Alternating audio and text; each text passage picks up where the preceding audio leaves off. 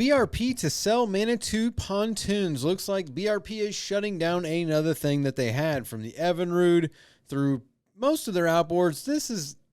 Evinrude is a topic of discussion. Welcome to the Boaters Podcast. It is a podcast where we talk about boats and all things boatings. I'm your host, Aaron Hilligas, and I've been working on boats for a long time.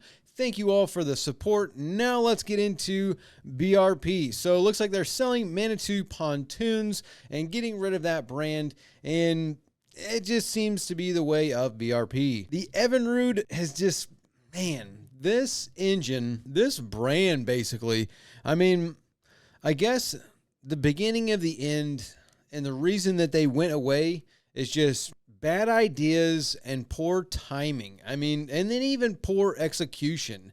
So, it started with the FICT, obviously. Everybody has horror stories of that, which was a 50-50. There are people out there running FICTs today that have zero issues with those engines, and the other 50% of everybody that got owned a FICT or got duped with a FICT, they just lost a ton of money on that engine. And they only made that from 97 until 2004. So they made that engine for 6 years and then swept that under the rug and went on to the next thing, being the E-Tech. Oh, the brand new E-Tech. Still a two-stroke. And then they ran that E-Tech, again, 50-50, where 50% of the people out there still running them today. No issues, barely do anything to them, and they love the engines, where the other 50% of people just have nothing but problems with them. And that engine, okay, before we even talk about that, let's go compare that to Yamaha's HPDI. The HPDI came out in 1999, and they ran that all the way until 2012, maybe 13. I want to say they stopped making it in 2012, so it had a 13-year run. Maybe they stopped in 2010. Either way, it's got at least 11 to 13, possibly 14 years of production on that engine. Same model, same thing. And the first couple years, big problems. The rest of them, it's a fantastic engine. As long as you kept good, clean fuel in it, that was the only problem with those. Mercury Optimax, they came out in 96, and they stopped making it whenever the V6 V8 came out, which was 2018, something like that. So we're talking, 22 years on that model. Same thing. The first couple years had a couple problems with it, but then after that, boom, 2001 and up, you got 17 years of really good production and use out of that engine. And it had a massive following with all the bass people that wanted the lightweight power of the two-stroke, and they kept that going. So there was a market of people that wanted the engine, and the engine didn't have a ton of problems. Whereas back to the FICT, riddled with problems, and they only used it for 6 years, reinvented the whole thing, didn't pivot like everybody else did. So Honda, Yamaha, I don't even know when Yamaha made their first four-stroke. It had to be in the 80s maybe in the 90s, but I want to say it was in the 80s when they came out with the first four-stroke. We'd have to chat GPT that one, but either way, 80s, 90s, somewhere in there, they came out with the first four-stroke. Same thing, Mercury came out with a four-stroke in probably 80s, 90s, somewhere in there too, whereas Evinrude did not. And then early 2000s, pretty much everybody else started production on four-strokes, solely focusing on them. And BRP came out with the E-Tech. So the Evinrude E-Tech in 2004. And that thing ran for, 10 years when they came out with that G2. The G2 was 2013, 2014. So yeah, they got 10 years out of the E-Tech. And then what do? They just revamp it with the G2. Same stuff, just repackaged, rebranded as the G2, and that was same thing, a 50-50. You got 50% of the people out there still running them today, no problems, and the other 50% had nothing but problems with them until they went away in 2020. But the story doesn't end there, because in 2020 or 2019, they came out with the Ghost, the Project Ghost, the Rotax engine. Still a two-stroke, which doesn't make any sense to me. So it's from the FICT to the E-Tech to the G2 to now the Rotax or the Ghost, it was a poor idea, poor execution, and then just they didn't. It just I don't know. There's no pivot there. The market did not want a two-stroke anymore. People do not want to buy a two-stroke engine anymore. Those that do are a very small percentage. Probably like an 80-20 split. So 80% of the people out there buying boats and buying stuff want to buy a four-stroke. And then there's 20% of people out there that want the simplicity and the reliability of a two-stroke, being like a smaller 150 or a 90 that's carbureted. Like it's a very simple engine, easy to work on. And that's 20% of the people, whereas 80% of the people want four-strokes. So it's like if 80% of the marketplace and people buying something want a specific product, why would you not be developing that product? So that just doesn't make any sense to me, which is kind of what's going to lead to their downfall, which, again, this idea of the Rotax, or the Ghost that they call the Rotax now, which is still doesn't make any sense to me, because that's all they're going to own now. BRP is going to own the Rotax and the Sea-Doos, which is the Sea-Doo and the Sea-Doo Switch. Now that they've gotten rid of the Manitou, they've already sold the Alumacraft. So you can't buy the Ghost as its own. Like it's still a two-stroke too. It's still a two-stroke, though the Rotax, BRP makes a Rotax that they put in all their other stuff, all the like the Can-Ams, the ATVs, all their other stuff is a Rotax four-stroke engine, but yet for the outboards, they are still two strokes. And the idea of this engine being, let's take an outboard, try and watertight seal the cowling, and then submerge the entire thing under the water so you can have deck space in the back of a boat. Like, it's just a bad idea. I mean, it's just a bad idea. So, and they just started selling that in 2022? And now the only way to buy that in 2025 is to buy one of these Manitou pontoons, which now that they have sold that, I would say it's going to go the way of the Dinosaur. Same thing. And this one's going to have the even shorter lifespan, because, you know, if they didn't start selling it publicly until 2022, and you can only buy it when it's on the boat. You can't buy it like you can go buy any other brand. You can buy Yamaha, Honda, Tohatsu, Mercury, Suzuki, whatever you want. You go buy an engine, take it to your house, stick it on your boat, and plug it in and go. You can't do that with these. You can only buy them on the boat, at least as far as I know. I don't think you can just go to a BRP dealer and buy an engine. You have to buy one of these boats, and that's the way you get that engine. So it's like that model's not very good either. So now that they've sold the Manitou pond, however you say those pontoon boats, which honestly, all the ones that I've been on, like I've only seen them at like boat shows and stuff, but I actually like the pontoons. I think that they are like laid out nicely. The lines around the sides are very slick. It's clean looking. The way the canopy looks slick. I mean, it's a good looking pontoon boat. So, and you can get those pontoon boats with other engines on them. So like the actual Manitou pontoons is great. So Marcotte family that is buying them, I mean, depending on what they do with them, they probably got a hit on their hands if they market it right and like, you know, use it right. But the whole BRP and Evinrude, I think that they're going to eventually just get rid of everything marine, because now they're only down to the Rotax and the Sea-Doos. So at what point in time do they stop making the Sea-Doos? Unless they sell a ton of Sea-Doos, which they probably do. I don't know how many switches they're selling, but I'm sure they're selling it. They still sell a ton of the Sea-Doos. So, I mean, I guess that's, if you can keep selling a product, you're going to stay in business, because you're going to keep making that cash register go cha-ching. So, you know, as long as that is happening, you still have a viable business. But as far as the other stuff from like 1997 until now, I feel like they've just been hanging on.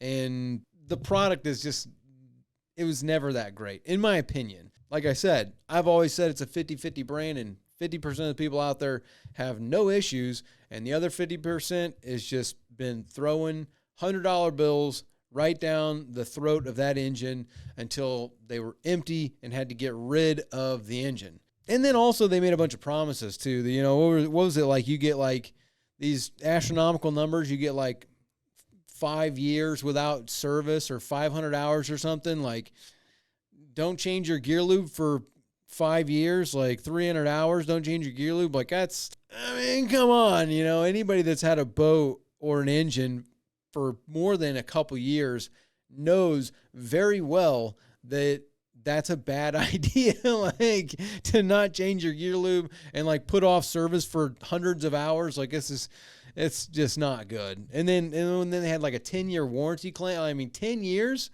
like, and they went out of business. So it's kind of like a lot of people kind of angry about that whole situation. But yeah, I would say that was the demise. I think just not pivoting. They just stuck with this not even that great of a product, honestly. You know, Ficht was, no one's out there saying that the Ficht was a massive success. I don't know if anybody's even going to say that about the E-Tech or the G2 either. So, you know, it's just like this, then to that, then to this, and then all of a sudden then came out the Ghost. It was like, I mean, like, come on. Like, I think that's what their downfall was. No pivoting. And just poor execution of a bad idea. So there's my thoughts on why Evinrude went away and the problem that you see with that. You know, I mean, just what it is. All right, let's get into some comments here moving forward. So Chris Fish is talking about reliabilities, and anything under 150 to 200 horsepower is going to be super reliable. I agree. I think, like I've said that multiple times, as long as you get, say, to a 4-cylinder and below, 150 and down, doesn't matter the brand, pretty much all reliable. I mean, there's no brand out there, Honda, Mercury, Suzuki, Tohatsu, Yamaha, that's making a unreliable 90 horsepower outboard. It's just, even some of the Chinese brands make a reliable engine. So I agree. It's not until you get into that 225s, 250s, 300s, 400s, like, now all of a sudden, okay, we're talking about some serious horsepower here, and we're talking about big engines pushing massive amounts of weight. Now we can start talking about unreliability in the engine. But I agree with you, Chris. Enrique Torres says, how long are you supposed to flush the Yamaha 115? Every manufacturer pretty much says that you should flush it for like 15 minutes, but kind of seems a little excessive to me. 15-minute flush. You know, I would say a minimum of 5 up to 15, I would say, is the good number, especially like a 115. It's not that big of an engine. And, you know, how much water does a garden hose put out? Probably somewhere in the range of like 10 gallons per minute. So, you know, if you put 5 minutes, you're talking 50 gallons of water going through that engine. That's a lot. 15 minutes, we're talking about 150 gallons. So 150 gallons of water is a lot of water. So I would say anywhere 5-10 minutes is going to be good. If you want to go by the manufacturer spec, it's going to be 15 minutes. But 115 is not that big of an engine. So I think that plays a part in it. And then also, what are you running in? Are you running in salt water? Or are you running in fresh water? If you're going to the fresh water, I mean, most likely the water that's in the lake is going to be very similar to the water that's in your well or the city water that they pull the water from the lake. So, you know, that plays a massive factor there. So Coletti says, does the Lifetime battery have a BMS built into it? Yes, they do. I'm trying to think of any, I can't, because the thing about this topic is that there are so many Chinese lithium battery brands now that it's ridiculous. I can't count them. Literally, I could think of at least 10 off the top of my head of just miscellaneous Chinese battery brands. If you just Google it, there's going to be just hundreds of options for brands. So I can't say all of them, but when you stick with the top ones, if you're looking at an Epic, you're looking at a Lifetime, you're looking at, you know, some of the more Battleborn, any of these, like, you know, your normal, typical, that have been around for a few years, lithium battery companies making lithium batteries for boats, like Relion, stuff like that, they all have BMSs. None of them don't have a BMS. having a lithium battery without a BMS to put into a boat, I don't know if that's not a good idea. You know, I mean, it's just not a good idea. So I would be weary of, really cheap lithium batteries because of that. But I can't think of one off the top of my head that doesn't have a BMS built into it, which is a battery management system, which is put in place because lithium is a little bit more particular. Things like temperature, overheat, water getting to it, and amperage, how much it's taking in, how much it's discharging, those kinds of things. It needs to regulate that, because if it gets too hot, too cold, anything like that, it can get unstable, which you've seen things that catch on fire from lithium. But lithium iron phosphate, which is the chemical makeup of most of the brands that are making lithium batteries for a boat, is way more tolerant to thermal runaway, or whatever they call it, where the battery will catch on fire. But the BMS is there to help avoid that or prevent that, which, again, Life PO4, lithium iron phosphates, very rare for those to have thermal runaway where they catch on fire. But yeah. Okay. Oh, this looks like an interesting question, because I don't really know if I can decipher this. So Gasanorik says, I think there is a language barrier here, but he says, I have a triple engine, or a triple ERC, which is an electronic remote control. We're talking about a control box that goes to Mercury. Talking mainly on Mercury's new system, I think, is the video that it came from. But a triple engine ERC, which means it is a control box for 3 engines and 2 big block engines. So right there's a problem, because you should not have a triple engine ERC and 2 engines. 3 CCMs, 2 engines. Not good. So you got a problem right there. And serial gauges for each engine. I'm not sure what serial gauges are, but the question is, when trying to lift the gear out of the water, trying to trim the engine up, the 3 trim gauges lift together. I only lifted one of the gauges, and when I open the right switch, all the gauges work and they all read one engine. What is the reason? The wiring harness is new and everything is new, not old. I mean, I'm not sure I have no idea what you have going on here, and I don't think anybody watching you understands what you're trying to get across, because right now you're saying you got 2 engines with a triple engine control box, and you've got trim gauges on one gauge. I'm guessing you say you have serial gauges, which is probably SC1000, which you have individual gauges for each engine, but do you have 2 engines or do you have 3 engines? I still don't understand that. When you trim the engines, you can sync them to where the one trim button should trim all the engines at the same time, and the individuals on the control box should trim individually the engines.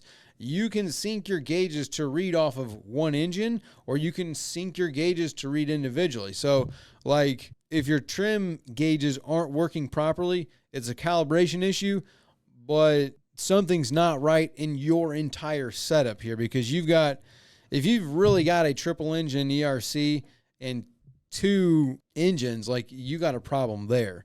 But if your trim gauges aren't reading properly, it's a calibration issue or a trim sensor issue, because the trim systems on the engines and the gauges are it's still basically analog for the most part. It's straight up starboard, port enter, starboard enter, like, depending on how many engines you got, like, your gauge and your trim button all go together. It doesn't, there's not really a sharing going on there. So I think there's a language barrier here, and I'm not sure exactly what you're talking about. Jammer says, great videos. I am having issues finding the controls for a 60-horse Mercury tracker. I am not sure which binnacle, throttle control, wiring harness, etc. to get. What website do you order parts from? Help, please. I get stuff from anywhere. I get a lot of stuff from wholesalemarine.com. Right now you can get 10% off if you use the code BAB10, but that's generally where I go to buy stuff. Since you're trying to piece something together, you got a 60-horse Mercury tracker, that's going to be old stuff. You're going to need like Gen 1 control box and Gen 1 controls, and it's just going to be an analog harness. Depending on how long that harness is, that's it. It's going to be a 9-pin or whatever it is. Yeah. No, 8-pin. It's going to be an 8-pin harness, and like That's it. Like, it's one harness goes up, analogs, spaghettis, hooks to all your gauges. That's it. Very simple. Yeah, something like this is best in the school community. Join the school community. There's a free trial right now, so just join that and post this question. With more information, with a Mercury, you need your serial number to find anything, but that's a tracker. That's a very old engine. You need to buy old stuff, and it's just all going to be Gen 1 stuff, basically. Okay. SoFlo Diesel says, I have a 2006 BF-150 Honda, runs perfect all day until you try to accelerate past 4,700 RPM. Then it backfires, sputters, and acts crazy. No codes, fuel pressure is stable, all fuel filters are clean, and new high-pressure pump cleaned injectors, still same issue. Could the trim angle sensor be the culprit? Tired of messing with the thing and tired of spending money. So I don't know if a BF-150 has an over rev based on the trim sensor. I don't think it does. I could be wrong on that, but I'm trying to think. At 19, that's 20 years old. I don't know if a Honda BF-150 would put the engine into an RPM reduction if it thought the engine was trimmed out. I don't think it does, but anything's possible. Talking into, stuff like that. I mean, I would chat GPT it because I can't keep that much information in my head. But I would definitely say that it is the engine going into some kind of an RPM reduction, because if at exactly 4,700 RPM, you get an instant issue that has no codes. Well, the problem is that you would generally get a code, but I'm thinking something like a TPS or, something like that. Fuel pressure stays the same. Fuel pressure does not mean fuel volume. So you could definitely get that conversation in there. That's super easy. Take a piece of clear fuel hose, put it on the engine right where the fuel's coming in from the boat, and make sure that there isn't air going in there, because a fuel issue like that can do it. When you start to say things like sputters and runs weird, that means like that's a fuel issue. But if it backfires, that's more of a timing issue. Like there's an issue with something that activates your timer, whether that's, I don't know what it's got on there, probably the, pulsar coils, crank position sensor, anything that is affecting timing. That's more what's going to cause like backfires, stuff like that. Sputtering, that could be a lack of fuel, meaning you could have air in your fuel, runs great until 4,700 RPM, but then as soon as you try and get more, that aerated fuel, then all of a sudden that's it. You're running out of fuel. It's going to sputter, act all funny. You're going to bring it back, and it'll refill the VST, and then boom, now you're going to be good to go again. So kind of that's where I would go with that, is those two things right there. Because if it's literally backfiring is more timing related than it is like, losing fuel, if that makes any sense. Suzette Pritchett says, I missed why you are not in Florida anymore. Nice to see you still making videos. Well, thank you, Suzette. We're still in Florida. My mom lives in Illinois, so that's what we're doing up there. Visiting family, that kind of stuff. But I still wanted to have a boat up there, so that's what I did. I bought that boat, and that's why we were doing that. I would like to be able to do that like every year. Maybe like summertime, go and do more of that kind of thing, because it would bring more into the channel, meaning like lake boats, wake boats, bass boats, pontoon boats, that kind of thing, opposed to down here, it's center consoles and flats boats. That's all you got down here. So, that's what's going on there. I still live in Florida. I would never move back to Illinois for nothing. Like there's nothing. I would go visit there. Illinois geographically is awesome with the lakes and the rivers and the woods and the hunting and all the other stuff, but I wouldn't want to live and pay taxes in that state. I mean, like Florida's awesome. Florida's the number one economy in all the United States, and all the states, it's the number one economy 3 years in a row. I mean, there's a reason for that. It's just, Florida's just awesome. The weather's great. State's great. No state tax, like all kinds of reasons that make Florida amazing. Angelius Canales says, hi, I'm one of your faithful subscribers. Thank you. I just need a little tip here, maybe something I'm missing. I swapped my engines in 2 personal boats that I own. One of them, a 2004 Mercury Optimax 225 that was running fine, now doesn't have an ant to start. All I did was move it from one boat to the other and connected the harnesses in the same process. I disconnected the oil system. Now the engine won't start, but also the trim tilt button on the throttle doesn't work, and it was working before. The tilt trim work if I use the button on the engine. I'm breaking my head trying to find out what did I miss. Is there any other plug I should check that will cause the engine not to run? Thanks in advance. You wouldn't believe how much I have learned watching your videos. Well, thank you, Angelus. First thing I'm going to say is, did you check the fuses? I mean, like, because when you take an engine off and put an engine over here, if something gets crossed, like disconnecting it from the battery, you could pop a fuse, and then now all of a sudden you perfectly running engine, you move over here and now it doesn't run at all. Something's not connected correctly, or you've popped a fuse. You're not saying exactly what is going on. You're just saying the engine won't run. Does that mean the engine won't crank or the engine won't start?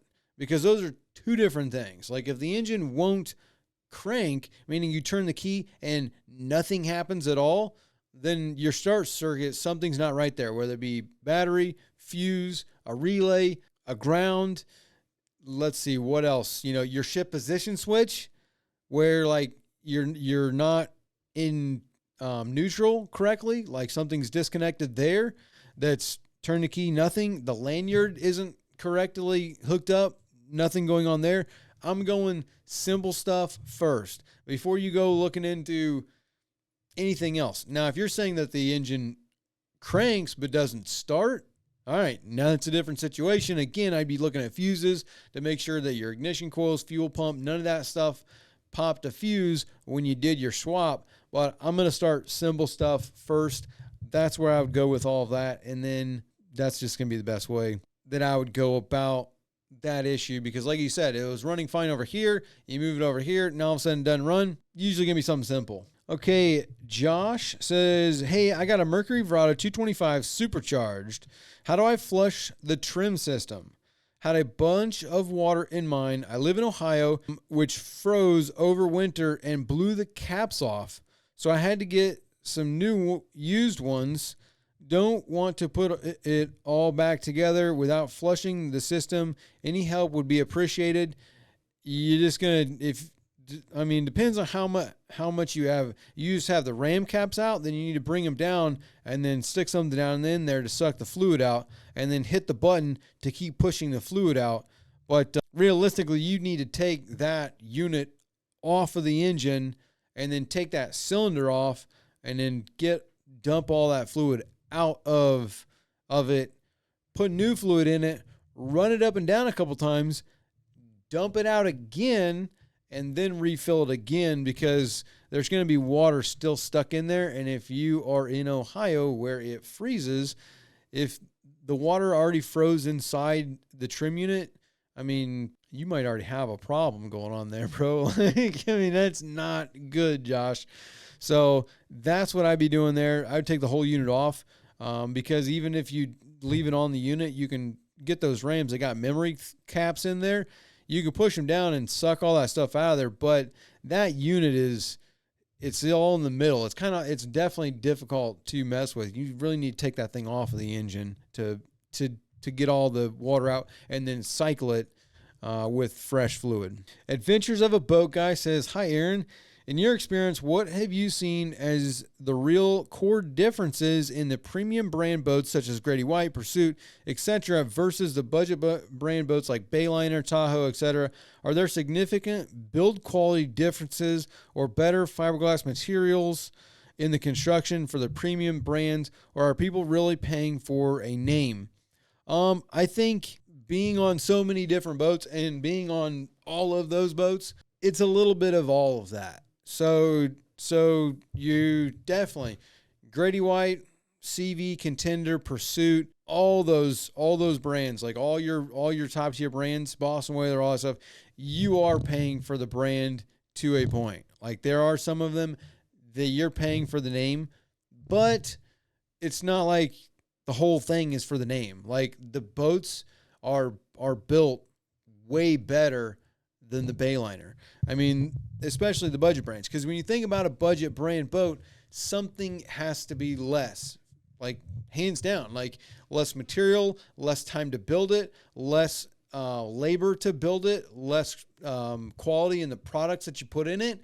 Like if you build something, it's going to cost you to build it, whatever the cost is, regardless. And then the markup on top of that is the name recognition, but the actual materials that go into the boat, how much fiberglass, how much resin, how much paint, how much, what's the quality of the products going in, the electronics, the trim tab systems, the engines, the screens, the lights, the cushions, like all of those things.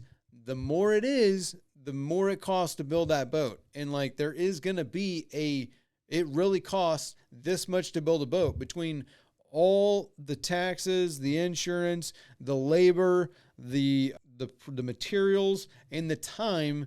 Like all of that plays into it. So like if you can take a boat and build half of it using a machine and run it off of an assembly line with very cheap labor and 50% less materials, and you only put in, a nav light, an anchor light, put the engine on there, the controls, one battery switch, and that's it. Like, I mean, like the boat's going to be a lot cheaper, which is where you're going to get Bayliners and all these other budget brands where that's how the prices is so much lower, because the quality of the build is going to be a lot less because it's cheaperly done with less labor, less materials, all that kind of stuff.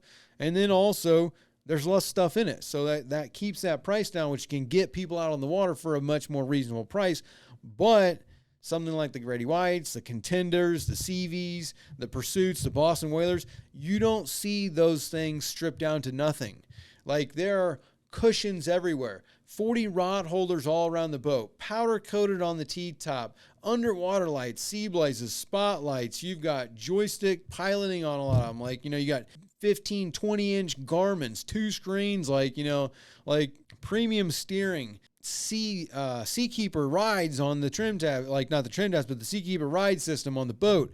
Like the products that went into the boat and the amount of products that went into the boat, like you're paying for that. So like the actual cost of the boat is higher because the build quality and the products is much better.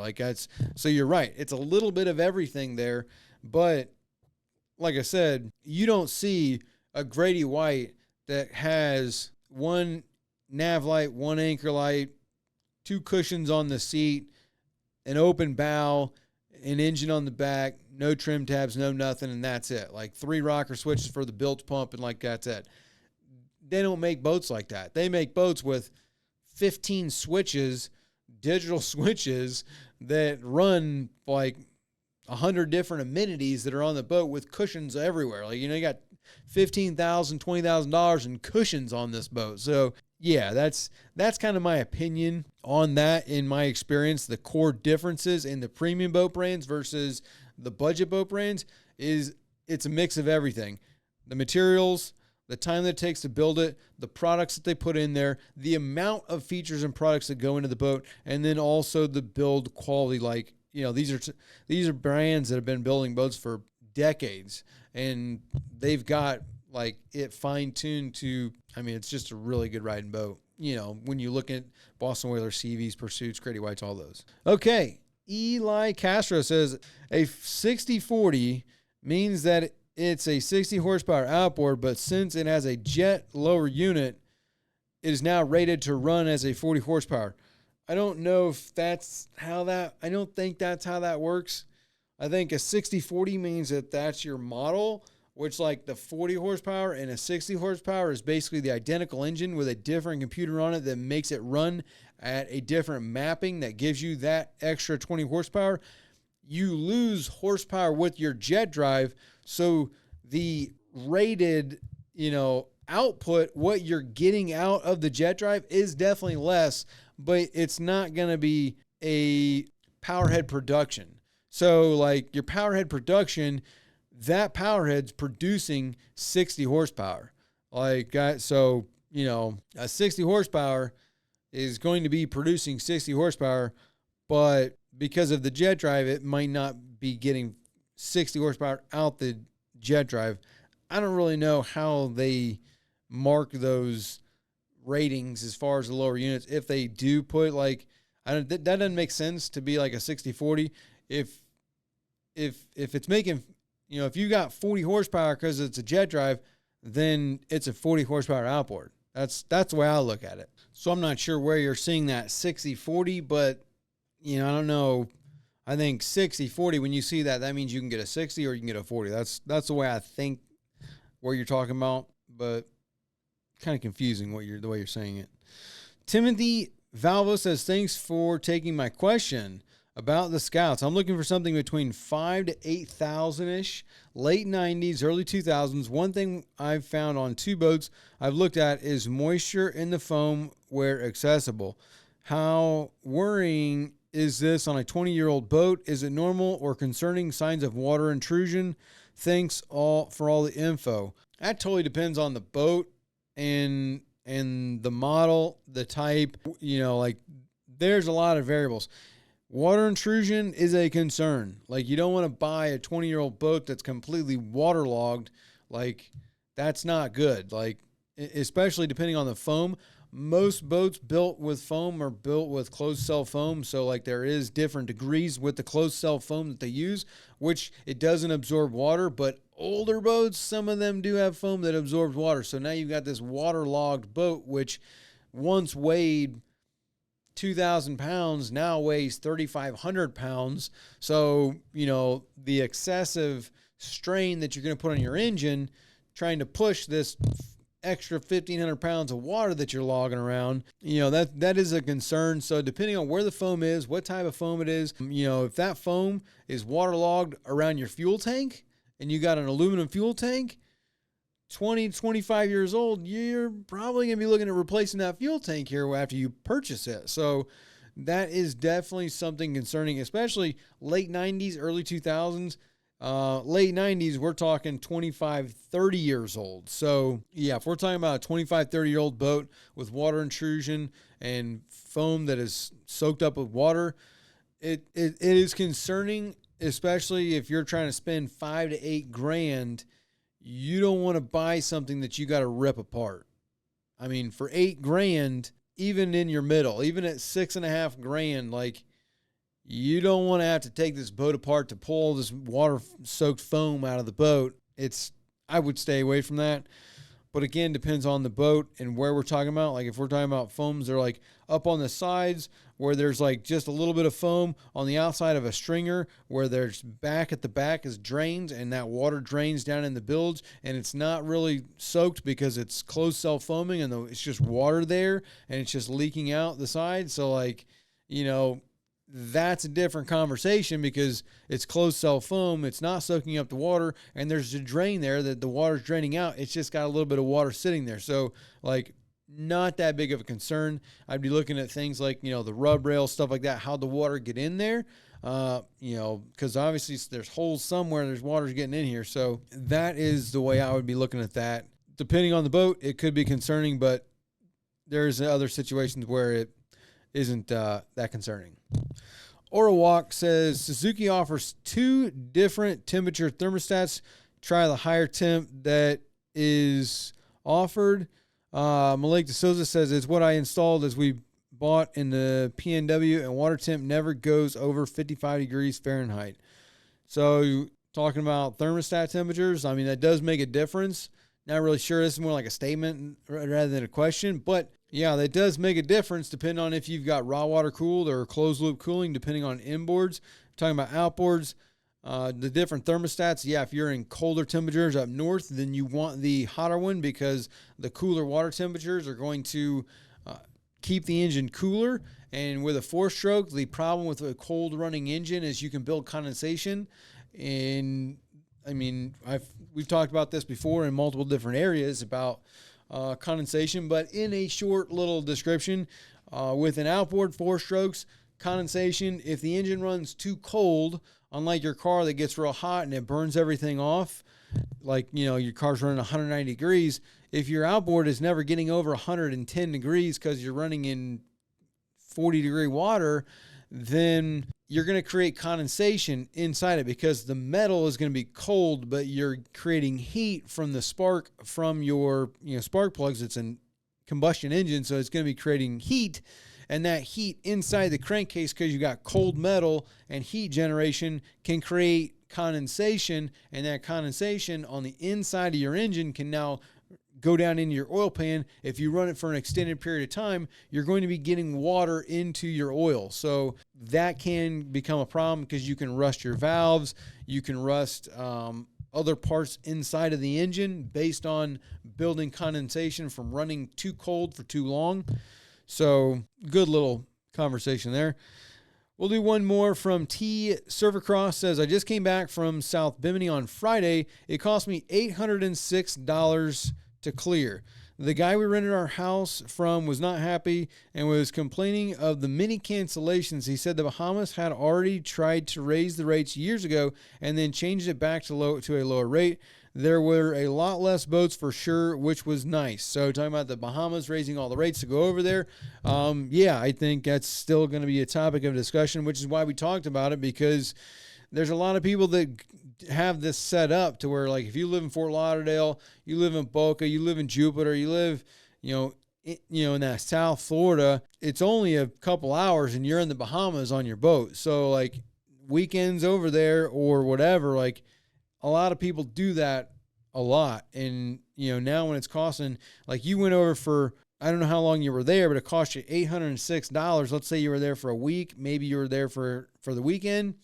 I mean, $806 that's the fuel, that's the fuel. So you're doubling your costs. So yeah, definitely a big talking point. Definitely, like you said, a lot less boats there. A lot of people not happy about it. We'll see how it affects them and if they lower the rates or not. But that's it for this week. You guys have a great week. We'll see you next week. Hey there, sorry to take you away from the video, but real quick, did you know that on average a boat owner will spend between $1,000 and $5,000 a year just on servicing their engine? And you could actually pocket and save a lot of that money if you would just do the service yourself. It might seem like a daunting task, but I guarantee you virtually everyone can do it with our guidance and the Boaters program. This is just one skill that you could learn inside the program, because we have hundreds of other videos teaching you all kinds of boating skills, as well as a weekly live stream where we have questions and answers with me, as well as a chat feature where you can send videos and pictures, ask all kinds of questions, or look for some advice or some guidance on a project that you're doing on your boat. You can join the program by hitting the first link in the description, clicking join, or visiting bornagainboating.com. Now back to the video.